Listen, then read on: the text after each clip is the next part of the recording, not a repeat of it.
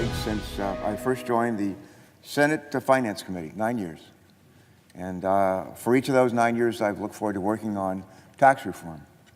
As a member of the House of Representatives a million years ago, I had the privilege of working on tax reform legislation led by President Reagan, led by Tip O'Neill, Dan Rostenkowski, Bill Bradley, Bob Packwood, others, that actually worked and got us where we wanted to go with lower rates and actually a simplified code.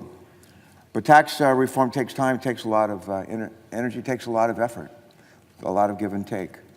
When we did that in 1986, and Congress took 2 years of public hearings, 2 years of meetings, 2 years of bipartisan negotiations, the idea that a permanent and enduring tax reform plan today can come to fruition in mere weeks is what they call in my state the triumph of man's hope over experience.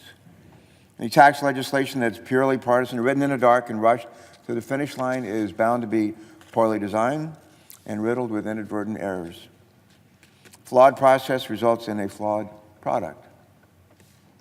When considering any tax policy, I look through, Mr. President, through a prism of four questions.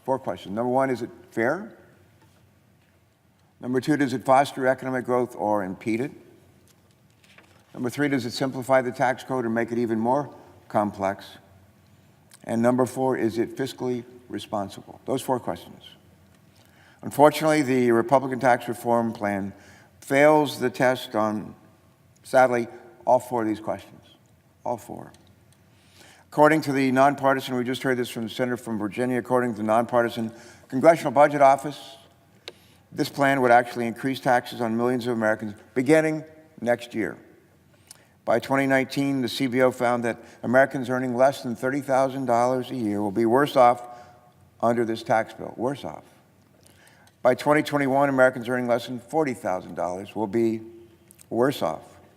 And by 2027, most Americans earning less than $75,000 a year will be worse off, not better. In fact, within 10 years, more than 3/4 of the tax cuts in this bill will go to the richest 5% of Americans. Think about that. Within the next 10 years, more than 3/4 of the tax cuts in this bill will go to the richest 5% of Americans. In fact, almost 2/3 of the tax breaks will go to the richest 1 out of every 100 Americans. None of this meets a reasonable definition, in my judgment, of fair. Second question, does it foster economic growth or impede it? This bill does little to foster economic growth, and I fear in the long run it will actually impair growth.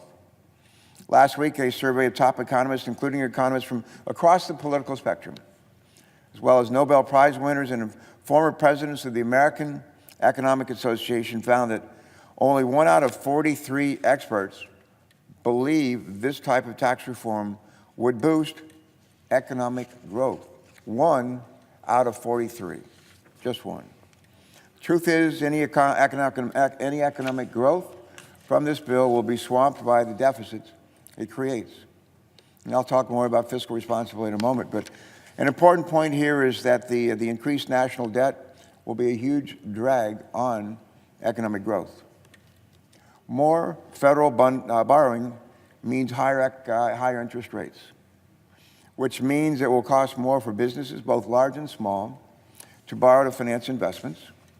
It will cost more for families to take out a mortgage and cost more to borrow for college. Number three, does it simplify the tax code? One goal of tax reform was supposed to be simplifying the tax code, reducing unpredictability and uncertainty. Unfortunately, this bill introduces new and complicated provisions. For example, new requirements to claim the child tax credit, an awkwardly designed tax deduction for pass-through businesses. This will make it difficult for Americans to file their taxes, more difficult, not easier.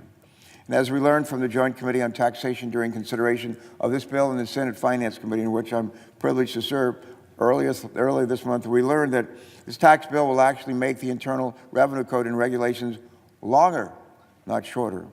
Making the tax code longer is not the key for simplification. A large part of the additional complexity results from an enormous new fiscal cliff created by this bill, which makes tax policy unpredictable for families and unpredictable for businesses, which brings me to my third question, actually my fourth question. Is it fiscally responsible? Is it fiscally responsible? This bill allows and blows a $1.5 trillion hole in the debt. And it will be far easier, or costlier rather, than that as the deficit grows in years and decades to come. With respect to the fiscal cliff, I just mentioned, almost all the individual tax provisions expire within 9 years. I'll say that again, almost all the individual tax provisions expire within 9 years. The bill's increase in the standard deduction, the increase in the child credit, the new tax rate for pass-through businesses, and most other provisions affecting individuals will, under this Republican bill, expire by the end of 2025. At the same time, the tax cuts for corporations, large corporations, in this bill are permanent. Many of our friends on the other side of the aisle are saying that all of these individual provisions will be extended and made permanent. Well, if that's the case, why don't they do it now? Why don't they do it now? The truth is, extending these provisions would dramatically increase the deficit, adding far more to the national debt, more than the $1.5 trillion that this bill already adds. Making the individual provisions temporary and the corporate tax cuts permanent is, at bottom, an elaborate attempt to have our cake and eat it too. At best, making the individual provisions expire is, simply put, an elaborate scheme to hide the true cost of this tax bill, obscuring the fact that this bill would add much more to the debt, possibly twice as much than the $1.5 trillion that's been admitted and advertised. At worst, making the individual tax provisions expire is a sneaky way to increase taxes on American families, all in order to pay for a permanent and expensive corporate tax cut.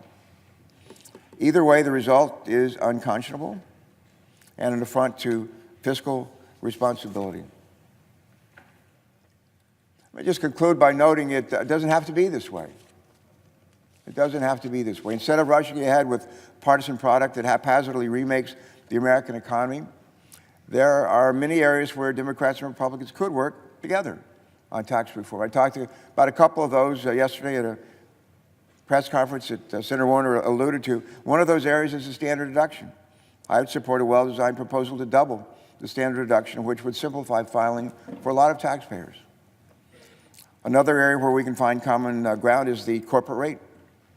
I think many of our Democratic colleagues would agree with me and with others that the business tax rates should be reformed to ensure that American businesses remain competitive with our global trading partners.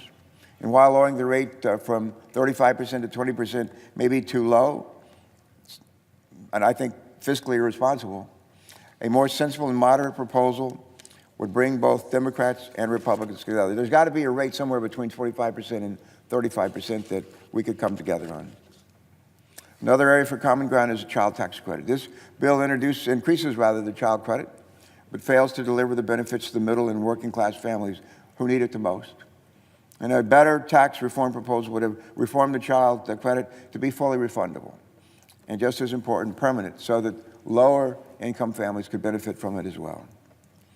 And despite these many areas of bipartisan agreement, our Republican colleagues' partisan push to the finish line leaves us with no room for negotiations on a plan that blows, again, a $1.5 trillion hole in our debt, while actually increasing taxes on millions of Americans beginning next year. Closing, President Trump made 3 promises when he ran for president and when he was nominated for president, when he was sworn into office as president.